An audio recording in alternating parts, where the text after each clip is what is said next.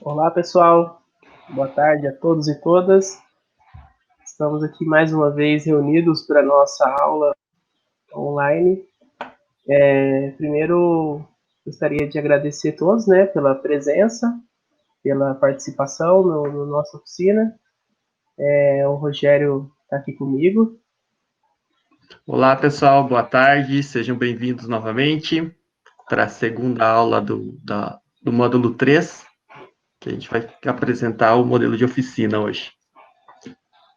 É isso aí. Então, a nossa atividade de hoje, ela é uma continuação, da primeira atividade. A primeira atividade a gente fez uma apresentação mais geral do módulo, de como é que ele iria funcionar, das principais características desse módulo, que ele é um pouco diferente dos demais, ele tem um caráter mais prático, e hoje nós vamos apresentar para vocês, então, uma estrutura de aula oficina, na perspectiva da educação histórica, e para isso a gente trouxe aqui para vocês algumas atividades que podem ser desenvolvidas em sala, e a gente conseguiu, da melhor forma possível, foi apresentar em formato do Word. Então, a gente está aqui com a apresentação. Esse arquivo que a gente está apresentando para vocês, a gente vai salvar em formato PDF e disponibilizar para vocês lá na plataforma. Bom, como a gente já comentou, o nosso módulo ele vai tentar trazer um caráter mais prático para a discussão teórica, sem desconsiderar, o aspecto teórico. E para isso a gente vai iniciar a aula no formato de oficina.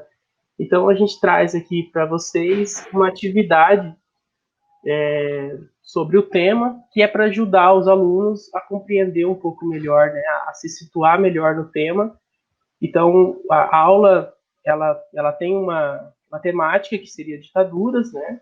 Aqui o nome dela, nossa aula 1 seria Sociedade Civil e os Regimes Autoritários, porque a gente tem nessa proposta a ideia de discutir um pouco também como que os regimes autoritários, como que as ditaduras, elas se relacionam com a sociedade civil. Né? Existe uma discussão historiográfica sobre isso, nós não vamos aprofundar exatamente esse ponto, mas a ideia é que essa tensão entre o que a sociedade civil faz e o que a ditadura faz, como elas se relacionam, ela esteja permeando a nossa aula. Inclusive, a questão da participação civil foi um dos temas que eu pesquisei no TCC, que é bem interessante a gente ver que muitos livros didáticos trazem um apagamento dessa sociedade civil.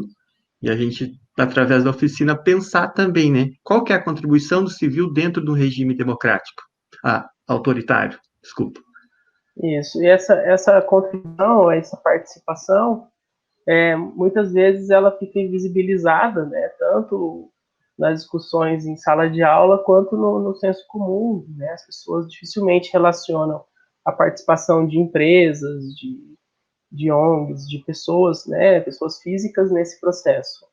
E aí, para isso, a gente trouxe uma discussão para iniciar o debate sobre o tema, a gente fez um recorte e buscou no El País uma reportagem que fala sobre o tema da ditadura, mas na Espanha. Então, qual que é a ideia dessa reportagem? A reportagem em si, ela não é o conteúdo da aula, ela é uma forma de mobilizar os conhecimentos que os alunos já têm sobre a temática, ou possibilitar que eles usem as informações que estão na reportagem sobre o tema para mobilizar o que eles conhecem, o que eles pensam, como eles se posicionam diante da temática. Então, por exemplo, aqui a gente tem um conteúdo substantivo, que é a ditadura, ditadura espanhola, franquista, e a gente tem também os conteúdos de segunda ordem, que é a interpretação histórica, a evidência. Então, a gente precisa posicionar o conteúdo de uma forma que os alunos também consigam atribuir sentido às informações. Então, a gente trouxe essa reportagem, que, na verdade, ela não é uma reportagem completa, a gente fez um recorte, o Rogério fez um recorte aqui da reportagem, ela tá completa no link aqui abaixo, vocês podem selecionar, e se vocês quiserem usar outros trechos da reportagem, também é possível, né? a gente fez esse recorte. Então, qual que seria a atividade? A primeira atividade da nossa aula oficina, né, a atividade 1, ela teria uma função, né, de começar a discussão. Então, a gente pediria, né, leia a reportagem abaixo e comente com os colegas sua opinião sobre o tema.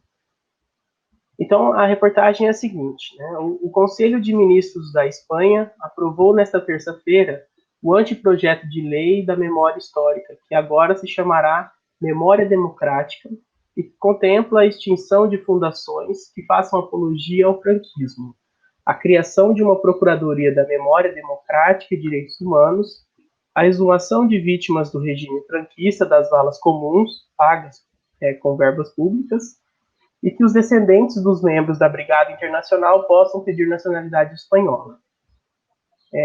Aí vem a fala da vice-primeira-ministra, né, que ela diz sobre o tema. Vamos atualizar o conteúdo curricular do ensino fundamental, obrigatório, e do ensino médio. Faremos isso na Lei da Educação e em seus desdobramentos. Faremos isso também na formação do professorado, para que os conteúdos da lei e da memória sejam parte importante dos conteúdos e dos valores dos nossos centros educacionais, disse Calvo. Nossos jovens precisam saber de onde viemos. Eles precisam saber que nunca pode acontecer novamente. Não seríamos uma grande democracia se não fôssemos capazes de enfrentar nosso passado com justiça. Essa lei será inserida nos currículos e na formação de professores. Todos devemos ser responsáveis por manter a democracia sempre, disse a primeira-ministra. Essa reportagem ela traz alguns elementos, né, importantes da cultura histórica e alguns elementos importantes de como essa cultura histórica ela está naquele lugar, né, na Espanha. Então, ali, né, pensando em como a gente vai fazer a discussão desse tema em sala de aula, é importante perguntar, antes da gente explicar a reportagem, né, a gente tem esse hábito, normalmente a gente já começa a nossa aula lendo e explicando, a gente precisa tentar entender o que os alunos pensam sobre isso, né? Qual é a interpretação, qual que é a leitura deles sobre o tema. E conforme as respostas vão vindo, ou com dificuldades, né, com limitações, a gente vai incentivando e a gente vai ajudando eles a interpretar a fonte, né? Então, essa aqui seria uma fonte, uma reportagem, para que a gente ajude os alunos a se mobilizar ou a mobilizar o seu conhecimento prévio sobre a temática. Então, a nossa orientação, é lógico que cada professor tem sua metodologia, né, sua forma de trabalhar com as fontes, mas aqui o que a gente orienta é que fique no âmbito da conversa, porque a ideia não é aprofundar sobre esse conteúdo da ditadura franquista. O objetivo não é esse, né? Então, algumas questões podem ser colocadas ou no quadro, em formato de chuva de ideias, ou a gente pode fazer um debate, uma conversa, depende muito da dinâmica de cada turma, né? Mas, mais ou menos, a ideia é pensar no tema, eles identificarem que existe essa discussão, esse tema, em outros países, discutir um pouquinho o que muda na lei espanhola, qual é o posicionamento do Estado em relação ao passado ditatorial daquele país, e o que eles acham dessa lei. Aqui, como sugestão, não entrar ainda na discussão do nosso Estado, do que o nosso governo pensa sobre ditadura, é mais para levá-los a uma reflexão, né? Então, aqui o objetivo dessa atividade é mobilizar elementos da consciência histórica sobre o tema e demonstrar que outros países estão discutindo isso. Outros países passaram, né, em sua história por momentos de ditadura e hoje, no momento de democracia, como eles estão se comportando em relação a isso. Então, como que a gente pensa, né, a consciência histórica aqui dentro dessa temática? A gente tem elementos do passado, né, que seria a ditadura, e o Estado aqui, o governo, ele tem um posicionamento sobre esse passado. Ele está questionando esse passado e ele está reparando esse passado nas pessoas do presente. Então a gente percebe um movimento no fluxo temporal do Estado tentando, de alguma forma, reverter os danos que foram causados no passado. Rogério. E a conversa com os estudantes é importante também no sentido de mostrar para eles que muitas vezes eles acham que não sabem nada sobre o tema, né? Essa é uma resposta recorrente dentro de sala de aula. E quando a gente incentiva eles a falarem, sempre sai alguma coisa, sempre, eles têm um conhecimento, ou seja, todo estudante tem uma consciência, por mais que ela não seja organizada, que ela tenha limitações, ela pode contribuir nessa hora na conversa para ordenar esses conhecimentos que eles têm. Talvez seja o texto sirva também nesse sentido, né, de organizar essa consciência sobre a temática. Inclusive, todo estudante, né, tem dentro de casa pais, avós, e como isso circula dentro do ambiente familiar, vai acabar aparecendo provavelmente na conversa. Exatamente. E essa atividade, ela é mobilizadora e ela vai ajudar muito na segunda, né? Então, a segunda atividade a gente já vai partir mais para uma realidade do jovem e do nosso país. Então, a segunda atividade, ela, ela é mais prescritiva, né? A gente vai dar um direcionamento maior em que o aluno vai fazer. A primeira é mais para um debate, e a gente imaginou um cenário aqui, né? Como foi discutido anteriormente, a consciência histórica ela é evidenciada ou ela se expressa por meio de narrativa. E a gente tem que provocar essa narrativa nos estudantes, né? Essa narrativa ela não é automática, ela precisa ser provocada.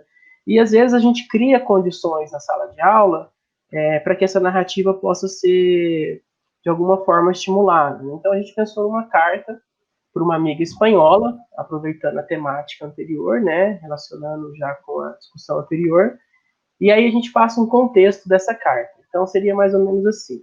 Imagine que sua amiga Bianca, de 15 anos, que vive em Madrid, na Espanha, está planejando vir morar no Brasil. Na Espanha, a ditadura se tornou um tema muito estudado nas escolas. E quando ela soube que o Brasil teve um período ditatorial, ela pediu para que você escrevesse sobre a história da ditadura brasileira, suas principais características e sua opinião sobre o tema. E aí vem a orientação, né? Escreva um breve texto para ajudá-la a conhecer melhor este período de nossa história. Afinal, ele tem influência até hoje em nossas vidas. Então, aqui é um estímulo, é uma provocação para que eles escrevam para alguém. Então, existe aqui um interlocutor. Então, nesse momento, a consciência histórica ela vai ser expressa por meio dessa narrativa. A gente acredita que isso vai funcionar, né? A gente tem experiências onde essas cartas funcionam e para ajudar, né, nesse movimento, a escrita da carta ela é muito importante também porque ela traz elementos da cultura histórica, como o Rogério estava comentando. Não só o que ela estudou na escola sobre ditadura, mas também traz elementos que estão presentes no cotidiano, os monumentos, né, num filme que ela assistiu, numa série, num documentário, numa novela, o que os pais, os avós, então todos esses elementos da cultura histórica eles vão ser de alguma forma linkados, né? Eles vão ser trazidos para sua narrativa. E esse texto narrativo a gente pode verificar as ideias históricas dele, uma organização dessas ideias históricas, né? É diferente de um questionário. Quando você faz um questionário, a tendência é ser respostas mais objetivas, né? Sem com que a gente consegue num questionário perceber a quantidade de informação que o aluno detém sobre o passado, mas não como ele pensa o passado, né? Que esse é o ganho qualitativo, eu acredito, né? Da teoria da consciência histórica, é pensar como que esse aluno, como ele interpreta o passado, como ele atribui sentido a esse passado. Então a narrativa ela tem esse poder, né? Como já foi explicado pelos colegas nos outros módulos. Então essa narrativa ela é um processo fundamental na aprendizagem histórica. Nesse texto a gente pode verificar as carências de orientação, ou seja, quais são as lacunas de interpretação do passado. Então a gente, né, lógico, o ideal seria a gente estar trabalhando aqui com alunos reais e numa sala real, não virtual, né? Se bem que esse conceito de real e virtual já está sendo rediscutido.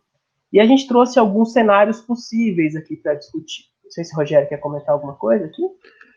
As carências, essa questão de levantar as carências de orientação, como esse trabalho já foi feito por mim dentro de sala de aula algumas vezes, é muito interessante para ver como acaba percebendo como as crianças, os alunos interpretam o presente, os acontecimentos do nosso presente e essa ligação que eles fazem com esse período da ditadura. Quando você coloca ele em conflito ou a pensar sobre isso, né, como a reportagem lá em cima estimula, fazer o pensamento sobre as construções de memória sobre a ditadura. É muito interessante porque a gente percebe o quanto que a escola não é a única formadora dessa consciência sobre esse tema, como é importante os outros meios, como o professor Tiago citou. Muitas vezes eles superam a própria escola, no sentido de criar memória sobre esse período. Então, nesse sentido, as carências de orientação que vão aparecer, acho que é onde abre o espaço para o professor trabalhar e propor uma nova forma de interpretação sobre esse passado, sobre essa história recente do país. Ok. Essas carências de orientação também foi discutido teoricamente, né, em outros momentos, nos outros módulos, mas a gente vai retomar um pouquinho dessa discussão aqui agora, quando a gente trabalhar os cenários possíveis. Então, a gente pensou em duas cartas respostas aqui, duas cartas possíveis, né? A primeira carta eu fui buscar na internet, no Yahoo Respostas, coloquei a temática ditaduras e eu fui pegando algumas informações, lógico que inspirado, né? Não foi uma carta que eles escreveram lá no Yahoo Respostas, mas as ideias que eu fui captando lá, eu coloquei nessas duas cartas. Então, pensando numa carta possível, né, dos nossos alunos na escola. Olá, Bia, tudo bem? Essa aqui seria a carta para Bianca, para a colega espanhola. Geralmente, quando se fala em ditadura, as pessoas pensam em Getúlio, governos militares, etc. No passado, o país era mais seguro e tinha mais emprego. A ditadura só foi ruim para quem não queria trabalhar. Hoje, nesse país, todo mundo manda. Este país é muito bagunçado. A solução dos problemas, a solução dos problemas brasileiros só com ditadura. Penso numa ditadura que resolvesse os problemas sem os entraves do Congresso, para acabar com a roubalheira e corrupção, com mão de ferro, que distribuísse melhor a renda, que julgasse sumariamente esses criminosos problemáticos exemplares, para que realmente o interesse coletivo estivesse acima do individual. Quem seria esta pessoa? Sinceramente ainda não sei, mas certamente existem pessoas dignas no país para assumir este posto. Abraço. Você vê que essa foi uma resposta de 2010, né? Então, esse pensamento, ele não é só do nosso contexto atual, né? Desde 2010, essa ideia de que o país ele é uma bagunça e que existe muita corrupção, todo mundo manda, e que para resolver isso a gente precisaria de uma tomada de poder pelos. Ele não fala exatamente aqui, né, quem seriam esses, mas só com ditadura. Então, essa primeira carta aqui, ela é interessante, né, para mostrar para a gente quais são as carências de orientações, né? Então a gente percebe aqui que ele faz ele remete ditadura a Getúlio, governos militares, só que ele faz uma exaltação da ditadura, porque na ideia desse aluno, né, para quem que era ruim a ditadura? Para quem não queria trabalhar. E aí isso não sei se para vocês é muito presente, mas eu percebo muito isso na fala de pessoas mais velhas, né, de que viveram no período da ditadura, mas que não conviveram com os excessos e com as torturas, eles não estiveram nos centros onde a ditadura foi mais repressiva ou não conheceram pessoas que sofreram a repressão. Então, essa ideia aqui, ela está presente na cultura histórica, e pensando historiograficamente, a gente percebe aqui uma carência de orientação.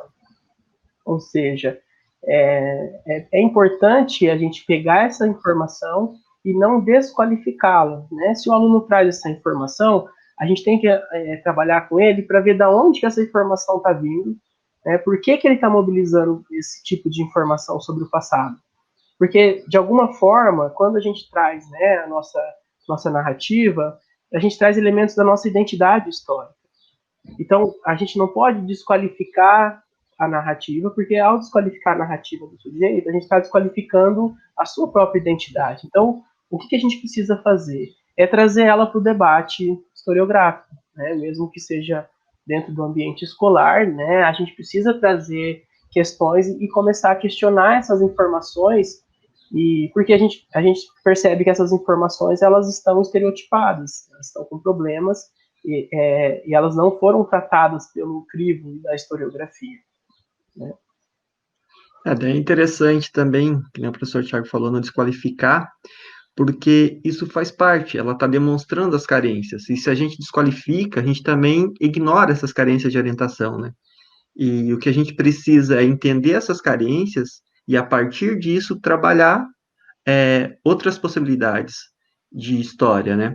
E isso fica evidente algumas vezes que a gente trabalha com crianças, com jovens, a fala, como ela é muito potente do contexto familiar, especialmente dentro no interior, onde eu dou aula, que eu vi a ditadura não exerceu um papel importante ou complicador para as pessoas que viviam aqui. Então, se tem um imaginário que foi bom, mas é diferente de ter vivido os grandes centros, quando o professor Tiago falou. E as pessoas costumam julgar a história ou contar a história a partir da sua realidade. Então, a realidade delas está sendo expressa nesse tipo de texto. E o que a gente precisa, em alguma medida, é mostrar, pera, a sua realidade é essa, mas a de todos não era essa. Então, a carência de orientação, no meu entendimento, dentro da educação histórica, é exatamente para isso, para a gente possa trabalhar outras perspectivas com esses alunos, não descartar o que eles têm.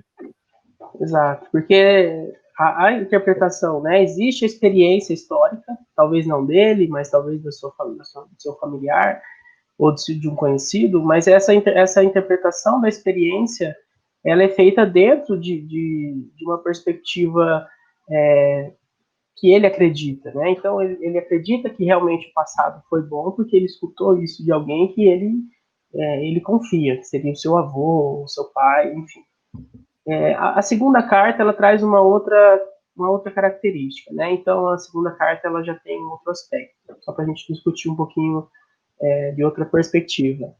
Então a segunda carta seria: querida Bianca, a ditadura militar foi um período muito traumático na nossa história. Pelo que meus avós dizem, muitas pessoas foram presas e torturadas, outras simplesmente sumiam. Infelizmente, não estudamos muito este conteúdo na escola. Gostaria de saber mais sobre este período que mudou a nossa história. Quando você vier para cá, conversamos sobre isso. Quem sabe aprendo sobre o seu país também. Saudades. Eu percebi também nas respostas e em algumas respostas de alunos que a gente já categorizou uma carência também em relação às informações sobre o passado. Né? A gente tem discutido muito isso, né, o tema ditadura na universidade, no ensino de história, como esse tema ele não é aprofundado nas escolas. A gente pega análise de livros didáticos sobre a temática e a gente vê a superficialidade do tema. A gente pega os currículos, né, a gente vê a superficialidade do tema. E quando a gente trabalha dentro da perspectiva da educação histórica, essa temática ela foi muito importante, né? Ela é um capítulo muito importante, né, na nossa história e ela precisa ser mais aprofundada dentro da escola. A gente tem bastante discussão historiográfica, mas a gente percebe que essa discussão ela não adentra o ambiente escolar na mesma proporção. Isso é uma coisa interessante que o professor Tiago falou sobre os currículos, né? Porque o tema ditadura dentro da escola, ele entra na história contemporânea, ou seja, é a última. E normalmente o que acontece é a dificuldade de cumprir todos os conteúdos. E como esse é o último, acaba sendo, além de ter superficial dentro do livro didático, tem também um tempo muito limitado para trabalhar com ele, porque se trata do final do ano, período de avaliação, onde o professor está encerrando, onde o aluno já está cansado, tudo isso interfere nesse processo, né? Quem está dentro de sala de aula sabe que a partir de outubro, novembro, as coisas começam a ficar corridas demais para o final do ano aí. Então, faz sentido essa questão de não falar sobre ditadura, ou se falar de modo superficial dentro da sala de aula, o que reforça a ideia de que se aprende mais sobre esse tema fora da sala de aula do que dentro. Então, por isso é importante dialogar a cultura histórica e a cultura escolar, que é esse conhecimento que é produzido dentro da escola. Isso. Bom, e aí, só retomando, né, algumas possibilidades, os encaminhamentos, por que essa atividade ela é tão importante, né, de ser desenvolvida com calma e né, com bastante paciência? Porque a gente percebe nessas carências de orientações várias lacunas na formação histórica dos alunos. A gente percebe, por exemplo, desde manifestações da consciência histórica que expressam uma visão de mundo, ou seja, como ele interpreta o mundo, como ele interpreta o passado, né? E a gente percebe carências mais simples, como falta de informação. Às vezes o aluno não tem um posicionamento muito claro, porque simplesmente ele não conhece, ele desconhece o tema, né? E aí é o que acontece, esse tema ele é incorporado na sua consciência, né, através da cultura histórica, que nem sempre é por canais que informações corretas ou tratadas, né, pelo historiográfico. Então, é importante essa primeira narrativa, né, algumas dicas, assim. A gente não pode interferir muito na fala e na resposta deles, porque é aí que a gente vai perceber como eles pensam e o que eles pensam sobre o tema. Pedir para que eles façam isso de forma livre e espontânea, sem o uso de celulares. Eles podem até conversar entre si, trocar alguma ideia, com algumas ressalvas, né? Mas é importante que isso parta dos alunos, né? Que seja uma resposta dos alunos, que não existe certo, não existe resposta. E por que a carta é interessante? Porque tira dele o caráter avaliativo de um questionário. Né? O questionário ele tem que estar certo, ele vai tentar colar do colega, ele vai tentar buscar no livro, no celular, para ele não errar. A carta ela tem um caráter menos avaliativo. Então, eles acabam expressando melhor nessa narrativa também, além do aspecto narrativístico, né? E aí a gente percebe só concluir aqui, a gente percebe também alguns estereótipos e preconceitos. E esse conjunto narrativístico que ele vai trazer para você, né, quando você lê essas cartas, ali você vai identificar que tipo de conteúdo é importante para ajudá-los a repensar ou a pensar esse aspecto, essa temática no tempo, né, no passado e no presente. Colaborando com o professor, essa ideia de falta de informação, um trabalho que foi feito, que eu fiz em sala de aula no ano passado, muitos alunos escreviam, não sei nada. Simplesmente eles não tinham conhecimento sobre o tema, mesmo dentro do âmbito familiar. E outra coisa interessante é como os alunos ficam desconfortáveis quando você propõe uma coisa livre, espontânea. Que a gente sempre tem dentro da escola esse caráter avaliativo, normativo, segue esse caminho. Quando você libera para o aluno, ó, faça de maneira que você entender que deve ser feito. Gera um desconforto nele, é muito interessante neles, e é muito interessante como eles reagem com isso. É uma coisa que vale também observar. E outra coisa, que nem as duas versões que a gente viu, é importante que nós, como professores, não julguemos os alunos. Porque se a gente fazer o julgamento, porque, entendeu, tem uma proximidade maior, acredita que a segunda carta, por exemplo, ela tenha, seja mais real ou melhor, a gente acaba desqualificando a outra, que nem o Thiago falou. É uma coisa que a gente tem que ter cuidado em não julgar a experiência do aluno. Exatamente. Porque esse julgamento implica, às vezes, em ele não expor o seu pensamento real sobre a temática, né? Se ele percebe o que você quer que ele responda, o aluno, às vezes, ele não quer confrontar, né, o professor, ou responder errado. Então, ele vai tentar verificar ali qual que é a resposta certa e qual é o conteúdo certo da carta. Então, quanto mais livre eles tiverem, e aí, é só para a gente retomar, né, por que é importante a primeira atividade, né, a leitura. Porque aqui eles podem, né, lançar mão de algumas informações da ditadura espanhola para colocar na sua própria carta. Mesmo se eles não têm conhecimento sobre a ditadura no Brasil, um pouquinho de informação sobre a ditadura de outro lugar já ajuda eles a se posicionar sobre o tema. Eu acho que para a nossa atividade, né, de conhecimentos prévios aqui, a gente trouxe bastante orientação e não é uma atividade muito longa para ser desenvolvida em sala de aula. Eu acredito que em uma aula, duas aulas é possível ser trabalhado, né? E aí é importante que você pegue essas respostas e pense a partir delas quais são as principais pontos que podem ser trabalhados em sala de aula, que vai ser a nossa próxima aula, que é o trabalho com fontes audiovisuais. Perdão.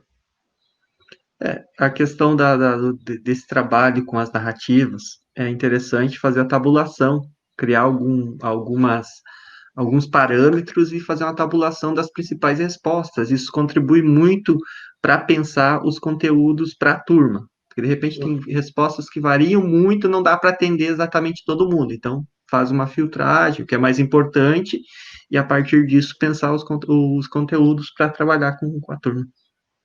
Exatamente. Inclusive, o Rogério tem isso tabulado de uma experiência que ele fez e a gente apresenta para vocês, então, no nosso próximo vídeo. Bom, queria agradecer, então, a participação de vocês e a gente se encontra no próximo vídeo. Um abraço. Abraço a todos, até o próximo.